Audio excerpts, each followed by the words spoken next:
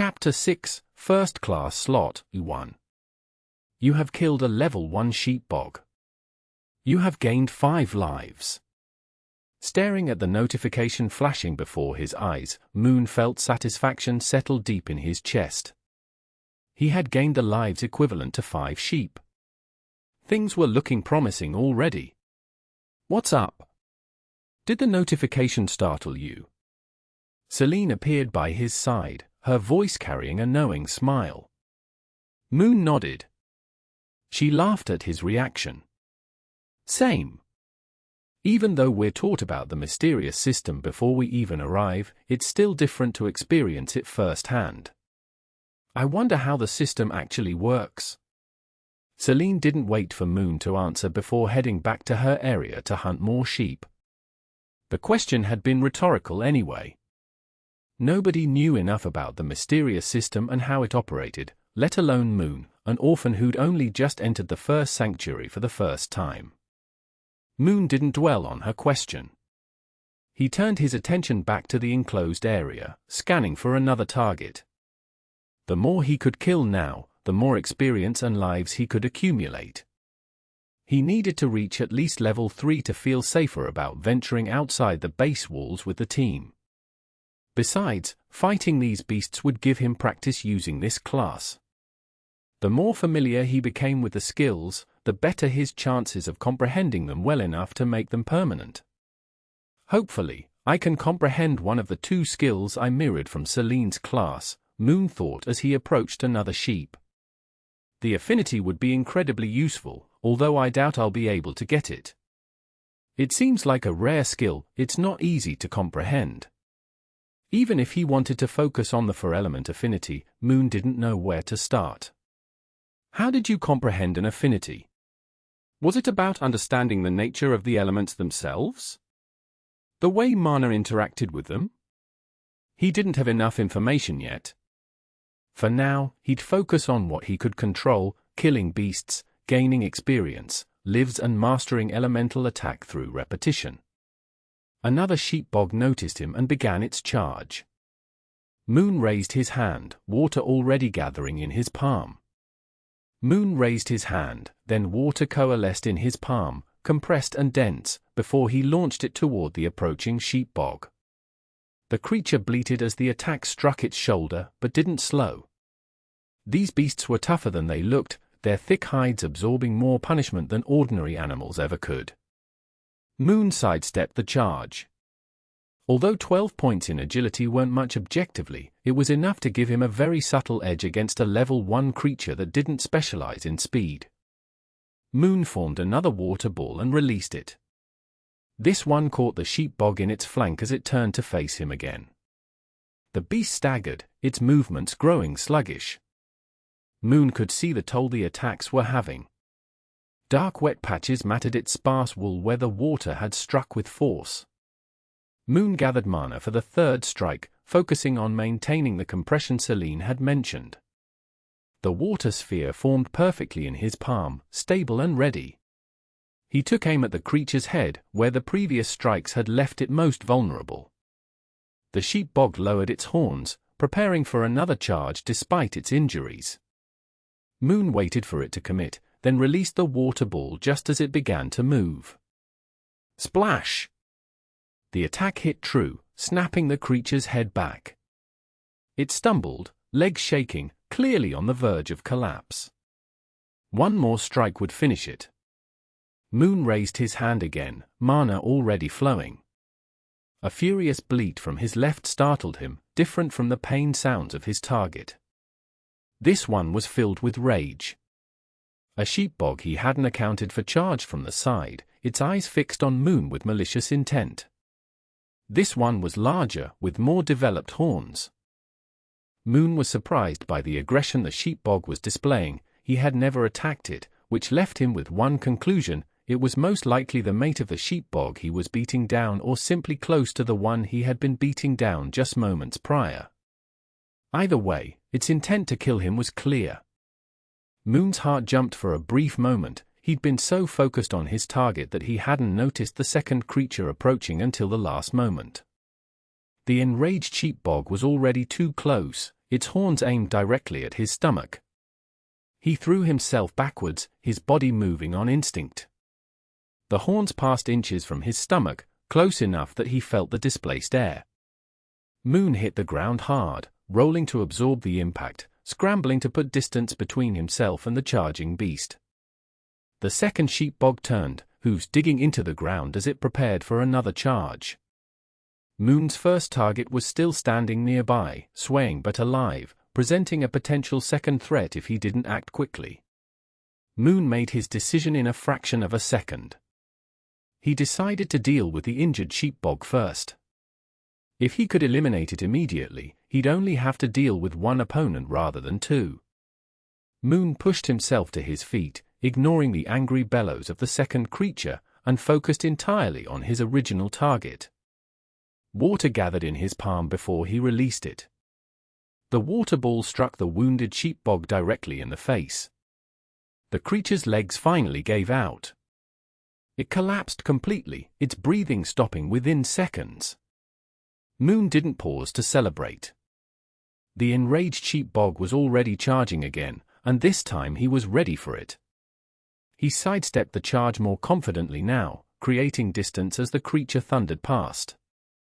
Conjure the water ball, create distance and repeat. That became his rhythm. The enraged sheepdog proved more resilient than the first, its fury seeming to fuel its endurance. But Moon remained calm and collected. Each strike weakened it further. Each dodge bought him time to prepare the next attack. The creature charged again, and Moon was ready.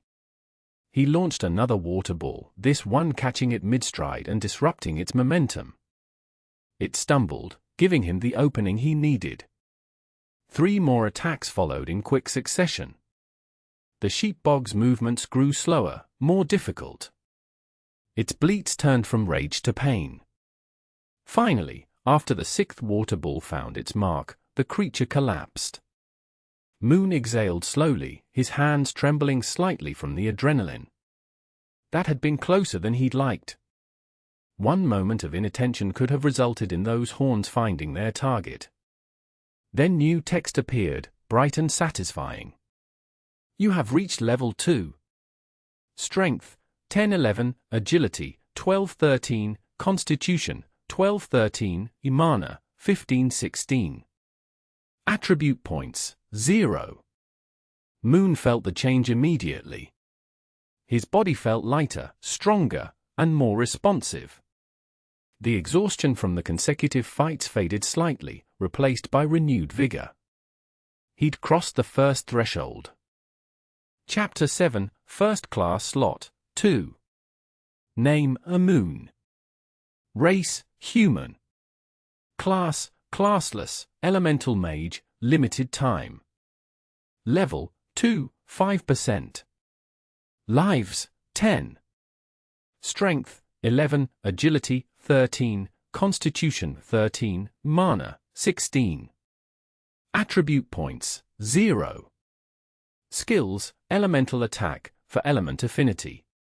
Talent, Grim Reaper. Class Skill, Class Slot, 1/1. Staring at his updated status, Moon felt genuine satisfaction wash over him. 10 lives already. His stats had increased across the board. But what really thrilled him was the sensation of growing stronger. The moment his level increased, he'd felt his body become more powerful. This feeling of progression, of measurable growth with each victory, was addictive in the best possible way. Moon finally understood why Awakeners spoke about the first sanctuary with such passion. It wasn't just about survival or resources. It was about this. The concrete proof that effort translates directly into power. He wanted more of it. Moon's eye scanned the enclosed area. Several sheepdogs grazed nearby, unaware or unconcerned with the deaths of their companions.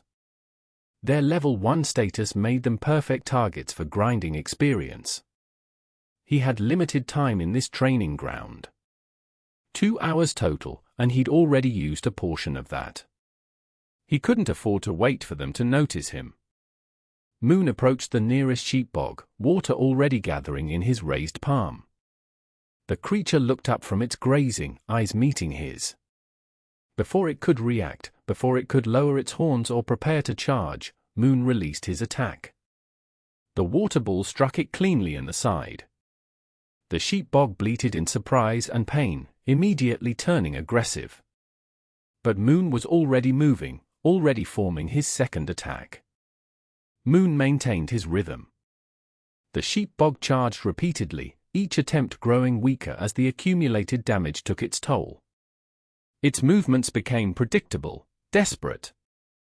The fourth water ball struck its head with a wet impact.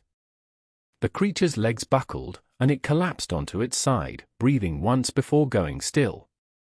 It died quicker this time. The attribute gains are not to scoff at. Moon thought. You have killed a level 1 sheep bog. You have gained 5 lives. The notification appeared, but this time it was accompanied by something new. Additional text materialized below the kill confirmation. Elemental attack. Rank, common. Proficiency, 5%. Details, you are able to conjure an elemental attack using mana and your affinity towards the element. Plus 5% extra damage. Moon paused, reading the information carefully. His proficiency had increased by 5%. This resulted in an additional 5% extra damage. It wasn't massive, but it was noticeable. More importantly, it proved something crucial: skills could grow stronger through repeated use. The more he practiced, the more he fought, the more powerful his abilities would become. And if skills could improve while he had them mirrored, what would happen if he managed to comprehend them fully and make them permanent? Would they retain their proficiency level? Would he have to start from scratch? Could he continue developing a skill indefinitely once it became truly his? These were questions for later. Right now, he needed to maximize every second of his remaining time in the training ground. Moon turned his attention to another sheep bog grazing about 10 meters away. Water was already gathering in his palm before he'd fully committed to the target. The process felt smoother now, the mana responded to his intent with less resistance, and the compression happened almost automatically. The skill improvement wasn't just numbers on a screen. He could feel the difference in how the mana flowed through the pathways his copied class provided. 15 lives total now. He was accumulating resources at 5 times the rate of normal awakeners, and none of them would ever know. This power, this anomaly that the system had granted him, was his secret. His advantage. The world had branded him a null, those he knew had laughed at him, had abandoned him at his lowest point. He released the water ball.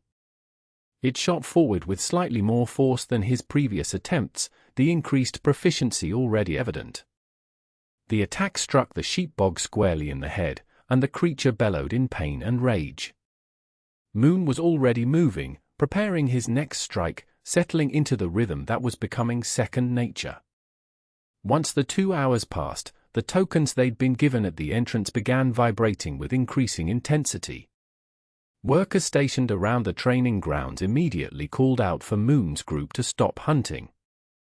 Your time is up. Start making your way out. Any additional attack from this point on will be counted as a breach of the contract, and you will be charged heavily. Moon and the others were escorted back through the facility, past the reinforced barriers and labeled sections, until they emerged into the main corridor of the base. Outside the training grounds, their group naturally gathered together to compare results. Level 3. Celine announced proudly, practically glowing with satisfaction. 75% toward level 4. How about everyone else? Level 3, 67%, John said, flexing his arms experimentally. The stat increases had clearly made a difference internally. Level 3, 65%, Ilara added. All eyes turned to Moon. Level 3, 15%, he said simply. Ilara looked at the Moon before asking. Oh, You're a bit behind. Did something happen? Were the sheepdogs giving you trouble? Moon shook his head. No, nothing like that. Just took me a bit longer to get into the rhythm. Unlike him, Celine and the others had spent hours experimenting with their newly awakened abilities before the summoning. They'd come from families with resources, with knowledge about how to prepare. Moon had entered the first sanctuary with literally zero experience using any class because he thought he had none. Despite being behind them in level progression, Moon felt perfectly content with his results. What they didn't know, what they couldn't know, was that he had far more lives accumulated than any of them. 25 lives total now. Talents or classes that could increase or manipulate lives were simply unheard of. In all the documentation Moon had read, all the stories he'd heard, talents were known to be supportive at best. They were meant to offer small utility benefits. Hence, the reason classes were the true awakening of awakeners, not their talents. His talent was law-breaking by comparison. A 5 times multiplier on the fundamental resource of this world. Chapter 8: Buying Equipment. Even Celine, with her incredibly rare and powerful elemental mage class, wouldn't have a talent anywhere near this potent. Classes and talents operated on different scales. A person might have an exceptional class and a mediocre talent, or vice versa. The system distributed advantages unevenly. Moon had gotten extraordinarily lucky with his talent, even if his class situation was unconventional. After they finished sharing their experiences and discussing which skills had proven most effective, Celine's eyes lit up with fresh enthusiasm. Looking at each of them in turn, she said, "So, do you guys want to go on a real hunt now?" Outside the base. There was a moment of silence as the question settled between them. Going outside meant real danger. There were no safety barriers, no workers to intervene if things went wrong. Death became a genuine possibility rather than a distant concern. John nodded without hesitation. "I'm ready. That's why we're here. I currently have a few lives in stock, so it should be fine if we don't venture into any zones with a high penalty." Ilara's agreement came just as quickly. "Same. The training grounds were useful, but we need actual combat experience." Moon met Celine's gaze and nodded as well. He had 25 lives, 3 levels, and a copied class that was growing stronger with every use. More importantly, staying safe meant staying weak. He couldn't afford weakness. Not with only $1,000 to his name and a future that depended entirely on what he could accomplish here. "Let's go," he said. Celine's grin widened, excitement radiating in heat waves from her body language. "Perfect. Let's gear up and head out. I saw some people selling basic equipment near the main gate. We should at least get some weapons and maybe a few healing supplies before we leave." The group began walking toward the base's commercial district, their footsteps echoing through the stone corridors. Moon walked with them, his mind already calculating how much money he would have left once he bought some equipment or if she bought some at all. In the first sanctuary, magical weapons from Earth were not allowed in and vice versa. The mechanism was special, since the sanctuary allowed humans to enter or leave with things like cash, clothes, etc. So even the heirs of the wealthiest needed to buy equipment from the first sanctuary itself. Moon walked with them, his mind already calculating how much money he would have left once he bought equipment, or if he should buy any at all. In the first sanctuary, magical weapons and equipment from Earth were not allowed through, and vice versa. The mechanism was peculiar and selective. The sanctuary allowed humans to enter and leave with things like cash, clothes, and personal items, but anything imbued with power or designed for combat was rejected by the portals. Even the heirs of the wealthiest families needed to purchase their equipment directly from the merchants of the first sanctuary itself. It was one of the few areas where everyone started on relatively equal footing. The commercial district near the main gate was bustling with activity. Stalls and small shops lined the stone corridors, their wares displayed prominently. Weapons, armor, potions, tools, all crafted within the sanctuary and priced in earth currency that retained its value here. Just like everyone else, most of the Awakeners lived on Earth but mainly used the first sanctuary as a place to gather money for their family. The ability to move cash between both worlds allowed for Earth currency to retain its value. Of course, there were other currencies like beast cores. But this wasn't something that an orphan like Moon had his hands on. Beast cores were mainly used to create magical weapons. In their nature, these cores contain an abundance of energy that can be used to amplify or refine magical weapons. The others began browsing immediately, their purchases reflecting their preparation and resources. Elara, having already bought a bow before entering their team, skipped the weapon stalls entirely. She stopped at a fletcher's stand and purchased several bundles of arrows, inspecting the fletching and tips with an expert's eye before handing over the money. Celine moved through the district with a clear purpose, stopping at multiple vendors. She emerged with a mage robe in deep blue, a wooden staff carved with flowing patterns, and several healing potions that glowed faintly in their glass vials. The total must have been substantial, but she paid without hesitation. John's purchases were the most considering he was a tank. He bought a full body armor that covered him from neck to shin, a large shield emblazoned with a simple design, and a one-handed sword with a straight, sharp blade. He looked every bit the tank his class suggested, ready to stand on the front line. Moon approached the armor stalls with considerably less confidence. He had $1,000 remaining, so every purchase mattered. He settled on the most basic option available, lightweight armor that consisted of reinforced leather covering his chest and shoulders. The armor had no helmet or greaves. It provided just enough protection to potentially save him from a glancing blow without restricting his movement. The cost was $500, leaving him with half the amount only. Lightweight armor. Rank: common. Details: a basic armor that provides minimal protection and offers high mobility to move in without restriction. Half his remaining money was gone in an instant.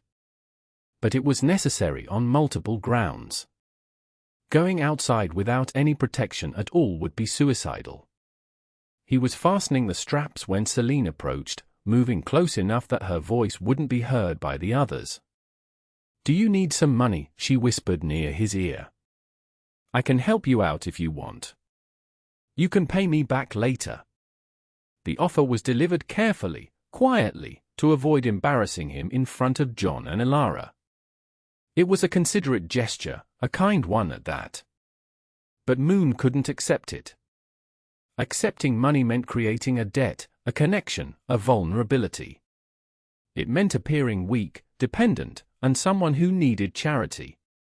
He'd already lost everything once by trusting the wrong person, by allowing himself to be in a position where others held power over him. He wouldn't make that mistake again. Moon shook his head, keeping his expression neutral. "No, it's all right. I've already bought some things before coming here. Thanks for the offer." Celine's face turned to one of understanding, then concerned that she'd overstepped her boundaries. "Sorry if I offended you. I didn't mean to assume anything." "None taken," Moon replied evenly. Celine nodded, accepting his response without pushing further. She stepped back, giving him space, and rejoined John and Elara, who were comparing their new equipment. Moon adjusted the straps on his lightweight armor one final time, making sure it sat properly. The group finished their preparations and began moving toward the main gate, where the entrance to the wider sanctuary waited beyond the safety of the base walls. Chapter 9: Out on a Hunt 1. Arriving at the gates, another group intercepted them before they could pass through. There were 5 of them, all looking noticeably more experienced than Moon's group. Their equipment showed signs of use, scuff marks on armor.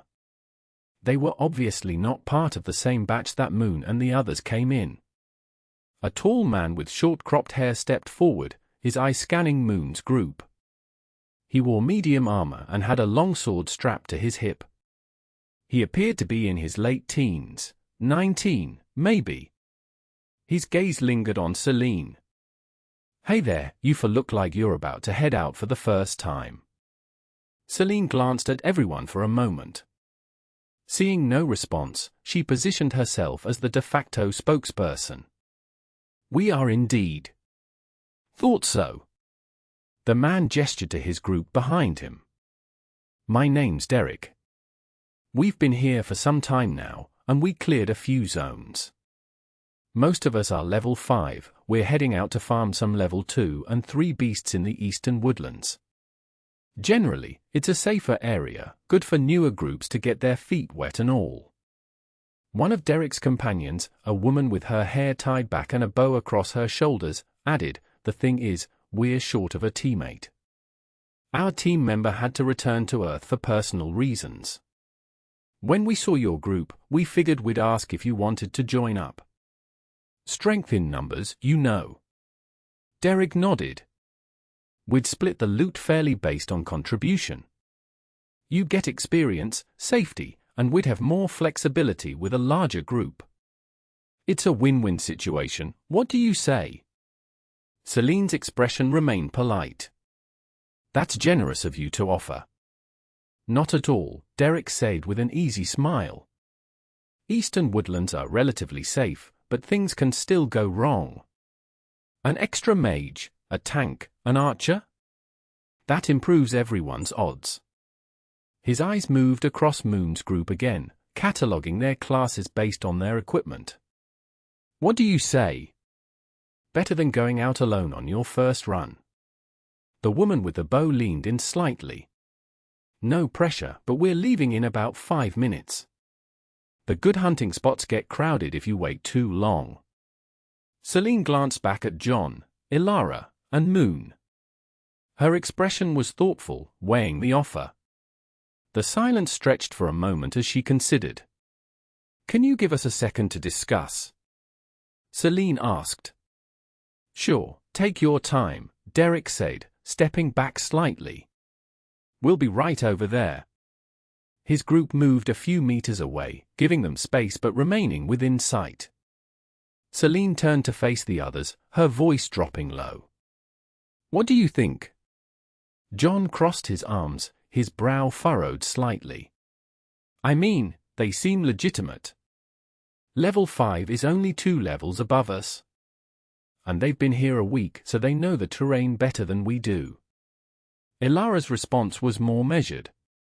"The eastern woodlands could be a good starting point. But why approach us specifically? There are other new groups here." Moon spoke up, his voice quiet but firm. "It's convenient timing.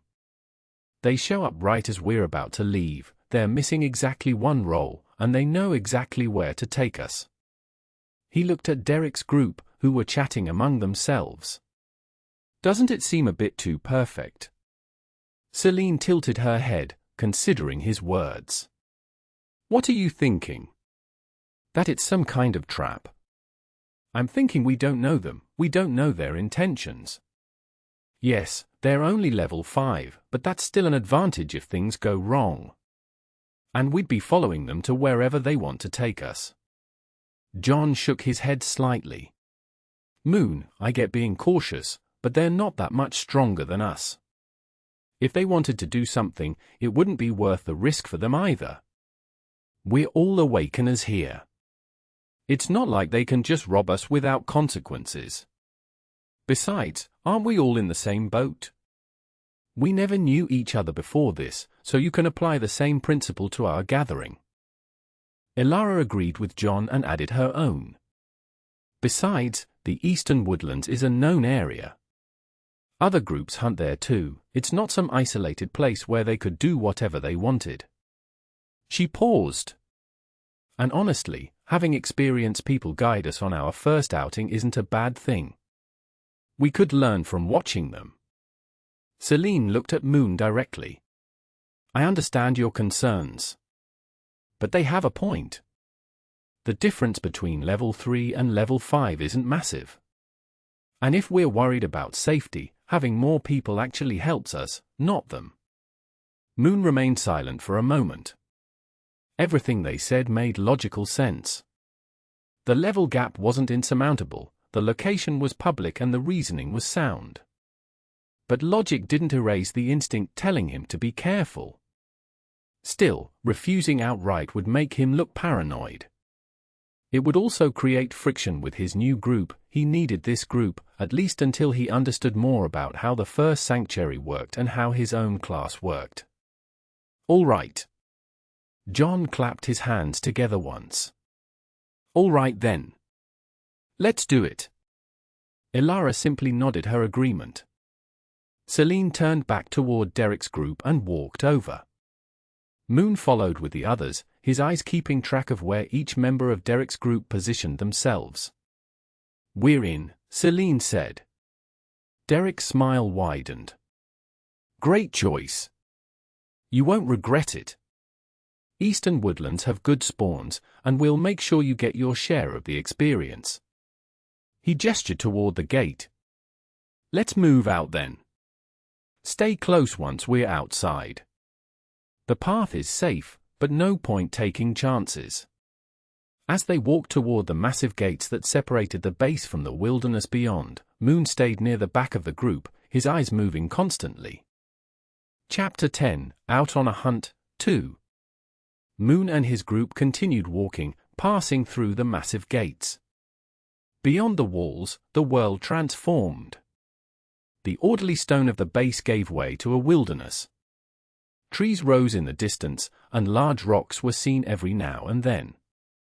The atmosphere was different in the wilderness. With danger lurking in the shadows, it was difficult not to be on guard, especially as a newbie. Derek led from the front, his group interspersed with Moon's as they followed a path heading east. As they walked, the older Awakeners began sharing their own stories. With a self-deprecating laugh, Derek began. You know, a week ago we thought we'd conquer this place, had it all figured out in our heads. We'd awaken, come here, hunt some monsters, get rich and powerful. Simple, right? One of his companions, a stocky man with a battle axe strapped to his back, shook his head ruefully. Then we actually left the base. The first beast we encountered was a level 3 razor wolf. The thing moved so fast we barely saw it coming. Nearly took Marcus's arm off before we managed to bring it down by using all of our strength. Everything's faster, stronger, more aggressive than you expect, another member added, a thin man with twin daggers.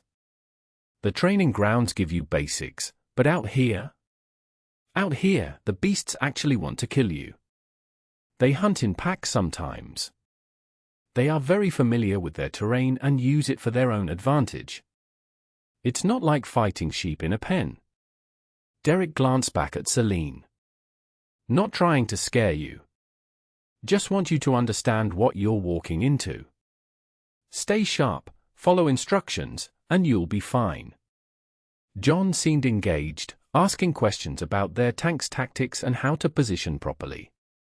Ilara walked alongside the archer woman, discussing sight lines and arrow conservation. Celine chatted with Derek, her natural friendliness drawing out more details about the eastern woodlands. Moon stayed toward the back, silent. He noticed the girl with the bow, the one who'd spoken earlier about needing a healer, glance back at him. A moment later, she slowed her pace, letting the others pull ahead until she matched his stride at the rear of the group. She flashed Moon a soft smile before greeting him. Hey, I'm Iris, by the way.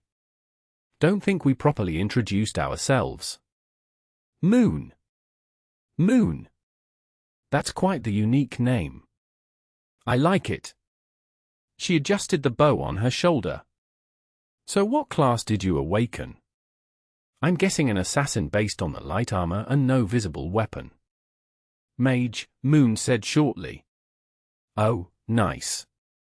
Range damage, good control potential. Iris smiled. We could probably coordinate well. I usually open with arrows to draw aggro, then mags follow up while the target's focused on me or the tank. You ever think about tactics like that? Not really. The shortness of his answer didn't deter her. What made you decide to come out so quickly? I mean, most people spend at least a day in the base, getting oriented. Seemed like the logical thing to do. Iris laughed lightly. Fair enough. Not much point sitting around when you could be getting stronger, right? She paused, then asked, what are you hoping to accomplish here? Like, long term. Do you want to join a guild eventually? Go independent? Make a name for yourself by reaching the second sanctuary? Haven't decided yet. Moon kept his eyes on the path ahead, on the positioning of Derek's group, on the tree line that was growing closer with each step. Iris studied him for a moment, her smile fading slightly. You're not much of a talker, huh? Not particularly. That's fine, she said, though her tone suggested she was reconsidering her approach. Just thought it'd be good to get to know each other since we're hunting together. Communication helps when things get dangerous. Moon finally looked at her directly. I'll communicate when it matters. Iris held his gaze for a second, then nodded slowly. All right. Fair enough. She didn't speed up to rejoin the others, but she stopped asking questions, the conversation dying into silence. Moon was fine with that. He didn't need to make friends, nor did he need to share his story or his ambitions. Especially with a member of a group he had just met moments earlier. The tree line grew closer. Derek raised his hand, signaling for the group to slow down. The eastern woodland is just ahead. From here on, stay alert. Keep noise to a minimum. We're entering the hunting territory. A few moments later, the group was officially within the eastern woodlands, one of the many areas that newer awakeners used to grow stronger. Sounds of combat echoed through the surrounding forest.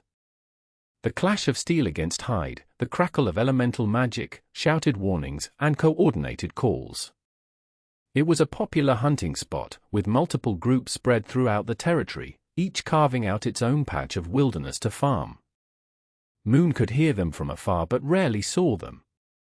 The trees were thick enough to provide natural barriers between groups, offering the illusion of isolation. Everyone here had the same goal: survive their encounters and grow stronger. Kill before being killed.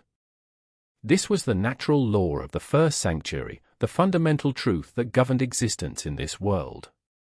Defeat others and grow stronger, or be defeated and lose everything.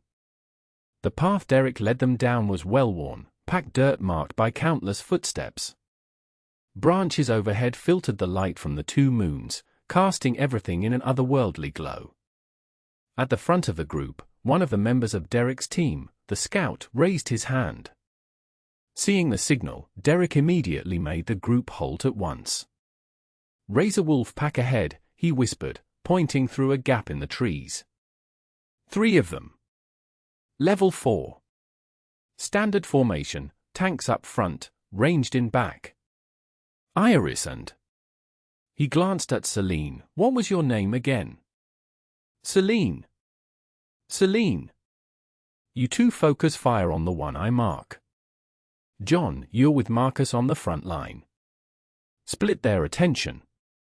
Everyone else, watch for strays and be ready to adapt. Derek's eyes finally landed on Moon, as if only just remembering he was there. You two, just be careful not to die. Want to keep listening? Find the full novel on Arcwave, at arcwave.app. Clean audio chapters and your progress saved across devices.